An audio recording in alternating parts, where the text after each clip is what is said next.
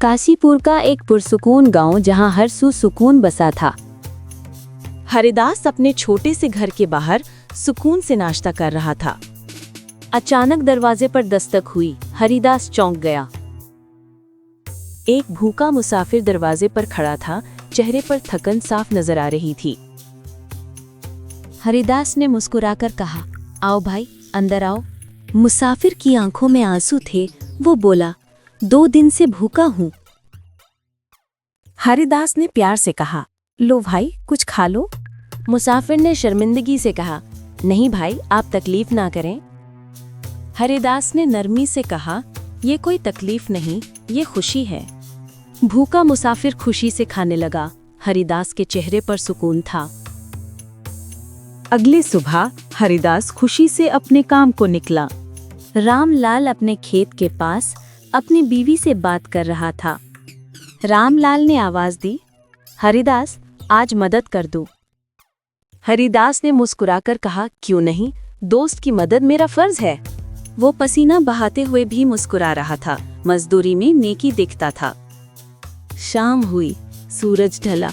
हरिदास थका हुआ घर लौट रहा था। रास्ते में उसने दुकानदार से थोड़ा राशन खरीदा। घर पहुंचकर उसने चूल्हा जलाया। खाना बनने लगा। हरिदास ने तन्हा बैठकर सादा खाना खाया। दिल में शुक्र था। वो अपनी चारपाई पर सुकून से सो गया। रात पुरसुकून थी। अगली सुबह गांव में शोर मचा। लोग जमा हो गए। हरिदास बाहर निकला तो देखा, लोग परेशान हैं। एक आदमी अपनी बीवी पर चिल्ला रहा था। हरिदास हैरान रह गया। हरिदास आगे बढ़ा और गुस्से से कहा, बस करो भाई। उसने नरमी मगर हौसले से जुल्म रोक दिया। लोग खामोश हो गए। औरत ने शुक्र अदा किया। गांव वाले बोले, हरिदास ने सही किया है। सबने मिलकर कहा, आज से हरिदास हमारा सरपंच है। गांव में खुशी की लहरें दौड़ गई। सबने जश्न मनाया। हरिदास ने आजिज़ी से कहा, मैं सबका खादिम हूँ। लेकिन एक शख्स लल्लन सिंह दिल में जलता रहा।